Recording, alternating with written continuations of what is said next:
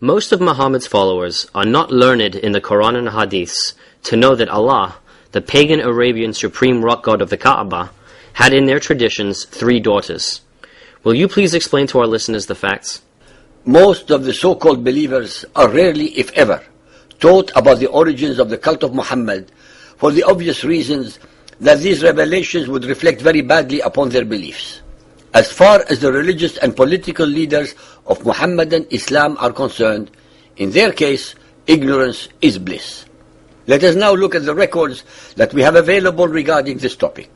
In pre-Islamic days, called the days of ignorance or Jahiliyyah, the religious background of the Arabs was pagan and basically animistic. Through wells, trees, stones, caves, springs, and other natural objects, man thought he could make contact with the deity. At Mecca, Allah was the supreme rock god of the Kaaba and chief of the gods and the special deity of the Quraysh, Muhammad's tribe. He was similar to Jove, the king of Roman gods. Allah had 3 daughters. Al-Uzza, Venus, most revered of all and pleased with human sacrifices, and represented by the symbol of a star. Al-Manat, the goddess of destiny, and Al-Lat, the goddess of vegetable life, and represented by the symbol of the crescent moon. They acted as intercessors between humans and their father, Allah. The Aus and Khazraj tribe of Medina were the most prominent worshippers of Manat. Even though their principal shrines lay north and east of Mecca, Al-Lat and Al-Uzza, Wal-Manat were all worshipped by the Quraysh of Mecca, who paid much reverence to Al-Lat and Al-Uzza, most of all to the latter. The Quraysh were the tribe to which Muhammad belonged, and Ibn al-Kalbi states that before Muhammad began to preach his own message, he himself once offered a white sheep to Al-Uzza as a member among her own worshippers. Al-Uzza was the youngest of the 3 daughters of the pre-Islamic Allah, and the patron goddess of Mecca. She is identified with Venus as the morning star, and her name means the mighty one. She resided in a tree similar to the acacia. Such was the paganism in which Muhammad was reared, and which he later came to believe it was his mission to dispel. Al-Uzza, Al-Lat and Manat, the 3 daughters of Allah, had their sanctuaries in the land which later became the cradle of Muhammadan Islam. In a weak moment, the monotheistic Muhammad was tempted to recognize these powerful deities of Mecca and Medina and make a compromise in their favor. But afterwards, he retracted the revelation which he blamed upon Satan, and instead said to have received the form now found in Surah An-Najm, the star 53.19 to 20. Later theologians explained this case according to the principle of Nasikh and Mansukh, abrogating and abrogated verses, by means of which Allah revokes and alters the announcements of His will.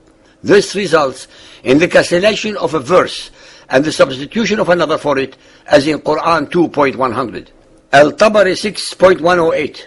When the Messenger of Allah saw how his tribe turned their backs on him, and was grieved to see them shunning the message he had brought to them from Allah, he longed in his soul that something would come to him from Allah that would reconcile him with his tribe. With his love for his tribe and his eagerness for their welfare, it would have delighted him if some of the difficulties which they made for him could have been smoothed, and he debated with himself and fervently desired such an outcome. Then Allah revealed Surah 53, and when he came to the words, "Have you thought Al-Lat and Al-Uzza and Manat, the third, the other?" Satan cast on his tongue, because of his inner debates and what he desired to bring to his people, the words, "These are the high-flying cranes, verily their intercession is to be hoped for." When the pagan Quraysh heard this, they rejoiced and were happy and delighted at the way in which he had spoken of their gods, and they listened to him, while the Muslims, having complete trust in their Prophet, with respect of the message which he brought to them from Allah, did not suspect him of error, illusion, or mistake. When he came to the prostration, having completed the surah, he prostrated himself, and the Muslims did likewise. The polytheists of the Quraysh and others who were in the Kaaba likewise prostrated themselves because of the reference to their gods which they heard, so that there was no one in the mosque, believer or unbeliever, who did not prostrate himself. Then they all dispersed from the mosque, The Quraysh left delighted at the mention of their gods. This is indubitably an authentic story, says it is impossible to imagine any Muhammadan Muslim inventing such a tale of the notorious satanic verses. What precisely are we to understand by exalted cranes? The Muhammadan authorities were as uncertain about the meaning of Gharaniq as we are. But what they did know was that this was the refrain that the pagan Quraysh used to chant as they circumambulated the Kaaba. Al-Lat, Al-Uzza and Manat, the third, the other. Indeed, these are the exalted Gharaniq. Let us hope for their intercession. It is unthinkable that the men of the later tradition, who regarded Muhammad in every respect as a perfect example for the faithful, would have deliberately invented a story so seriously compromising their prophet. We must therefore assume, as the historical kernel of the tradition, that Surah 53 once embodied a different wording, implying acceptance of the pagan conception of the gods, an implication which Muhammad subsequently felt to be incompatible with belief in the one Allah. The renowned Muhammadan expositor Al-Suyuti, in his Asbab al-Nuzul, page 184, states, Muhammad was in Mecca. He read the chapter of the star.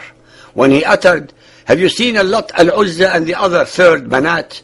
Satan instilled in his tongue, "These are the exalted idols, daughters of Allah, whose intercession is hoped." The infidel said that Muhammad had mentioned their gods with good words. Then, when he prostrated, they prostrated too. The great Sunni exegete Ibn Kathir, even though he doubted the veracity of this report, nonetheless had to admit that how the shaitan threw some falsehood into the words of the messenger and how Allah abolished that. وَمَنَاتْ الثَّالِثَةَ الْأُخْرَى, and Manat, the third, the last. And Satan made him utter the words, تِلْكَ الْغَرَانِقَ الْعُلَاء وَإِنَّ شِفْعَتَهُنَّ لَا تُرْتَجَى. These are the exalted idols whose intercession is acceptable to Allah. Bukhari 2.177, narrated by Ibn Abbas. The Prophet prostrated while reciting An-Najm, and with him prostrated the Muslims, the pagans, the jinns, and all human beings. Dear listeners, the hadith asserts that all of humanity, as well as all demons, were witnesses to this event. Many traditionists have recorded it with reference to the chains of narrators. Among them more commonly known are Al-Tabari, Ibn Abi Hatim, Ibn al-Munzir, Ibn Mardoya, Ibn Ishaq, Musa ibn Uqba, and Abu Ma'shar. It is all the more strange that Ibn Hajar, a recognized authority on traditions, insists on the truth of this report and says, as we have mentioned above, 3 of his chains of narrators satisfy the conditions requisite for an authentic report. When Muhammad brought a revelation from Allah, cancelling what Satan had cast on the tongue of his prophet, the Quraysh said, Muhammad has repented of what he said concerning the position of your gods with Allah, and has altered it and brought something else.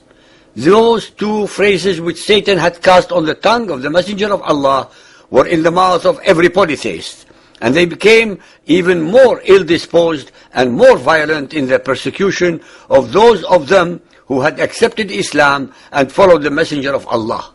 Ladies and gentlemen, the satanic verses controversy have taxed the minds of the most learned scholars of Muhammadan Islam over 1400 years. The Arabic records can never be ignored or denied, no matter how much contorted logic and explanations are made by the Muhammadan exegetes in their attempts to exonerate Muhammad's kufr, that is his blasphemy, by associating the daughters of Allah with Allah. The Muhammadan records prove that in a moment of weakness, Muhammad tried to bring his pagan tribe to his belief system by compromising his monotheism, but then recanting and conveniently blaming the totally innocent Satan for his own failure.